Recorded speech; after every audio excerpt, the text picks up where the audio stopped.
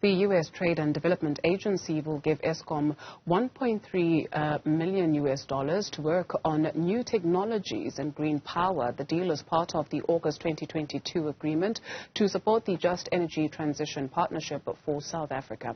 Energy analyst Chris Yelland is standing by to tell us what is contained therein. Chris, thank you very much for your time this afternoon. Maybe let's start with some background. How should we understand this?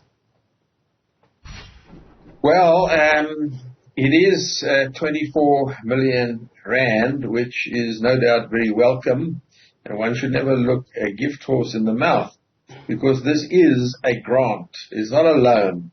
It's money that does not have to be paid back. But it is a relatively small amount, in the context of Eskom. So it's not going to change Eskom's financial position in any way. Eskom is got debt of around about 400 billion. So 24 million, is not going to change Eskom's financial position. But on the other hand, it's not intended to change Eskom's financial position. What it is intended is to perhaps finance and fund some studies into, desktop studies, kind of things that consultants do, which are very necessary.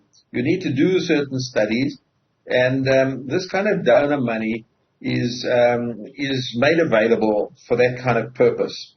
It's not made available for the operational needs of Eskom at any level.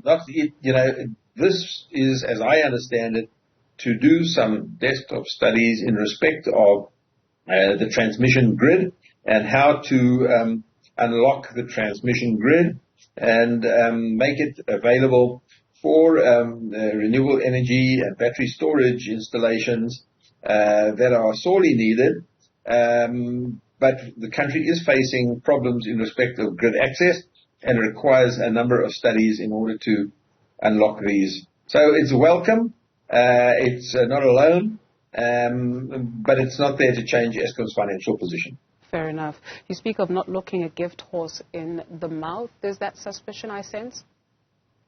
No, I think it's welcomed by Eskom.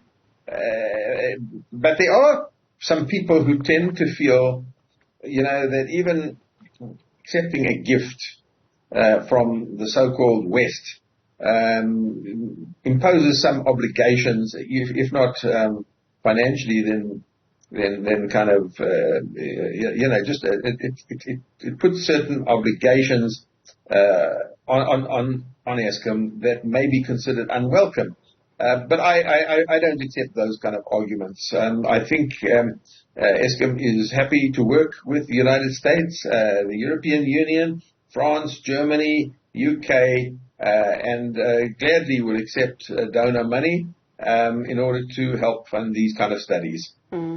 Okay, let's get into some of those obligations that are unwelcome by some sectors of society. Some argue that, well, this is a nation that will potentially play in this renewable energy space in terms of also contracts that are being awarded. Is there some sort of credence to that, or to the worry, essentially?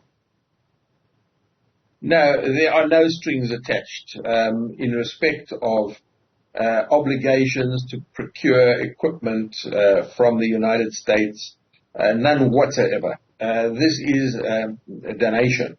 It is donor money, donor funding. It is a grant in order to do this kind of studies. And I think countries like that I mentioned, the USA, France, Germany, UK, European Union, are really, keen on helping South Africa decarbonize. Look, it's not charity in that sense. In countries like South Africa can decarbonize at a significantly cheaper price than can be done in Europe. And the world needs to decarbonize, the whole world, including South Africa. South Africa, sometimes people paint South Africa as a victim when it comes to climate change.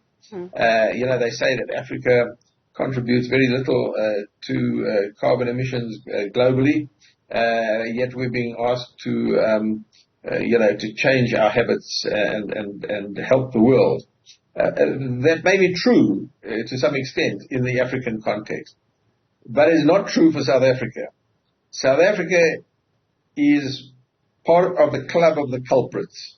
We are a country with very high per capita emissions, very, very high, and very high emissions even in absolute terms, especially through Eskom, which generates something like 80% of all its electricity from coal, as well as Sasol, which uses coal in its process of producing synthetic fuels. I mean, it's well known and said often that Sasol Secunda is the biggest single point of carbon dioxide emissions in the whole world, and it stands out like a sore thumb on the African continent.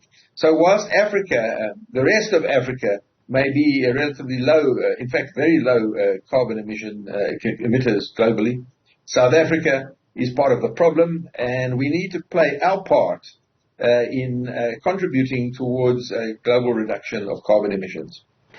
However, Chris, are we condemning reasonably? There has been a drop in greenhouse gas emissions in the country in the past decade. There has. It's really been a result of the fact that we're using less electricity because of load shedding, because we don't have it available. So in that sense, we are contributing towards a global reduction. But, each country is given a target.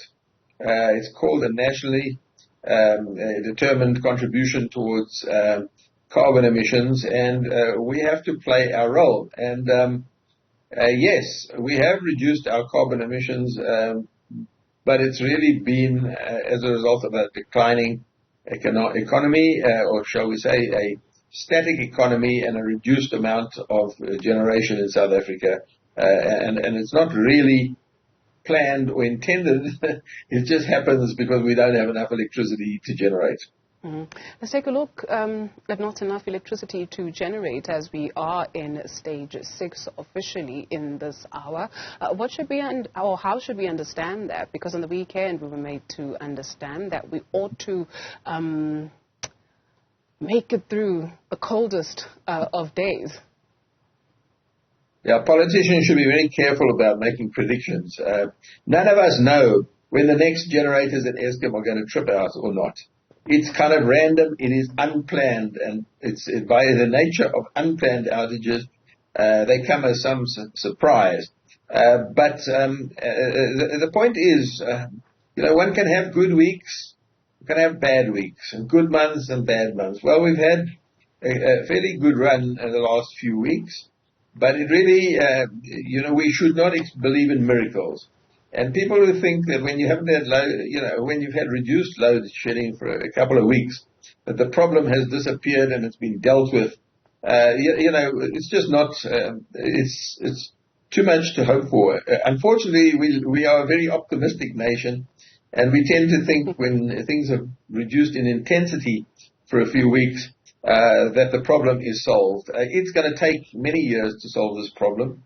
And we're going to have to work on it. Now, I don't want to undermine or underestimate the good work that is being done by the Minister of Electricity, by Eskom, by industry, by the private sector, the public sector, the municipal sector. We're all working, everybody's working on the problem.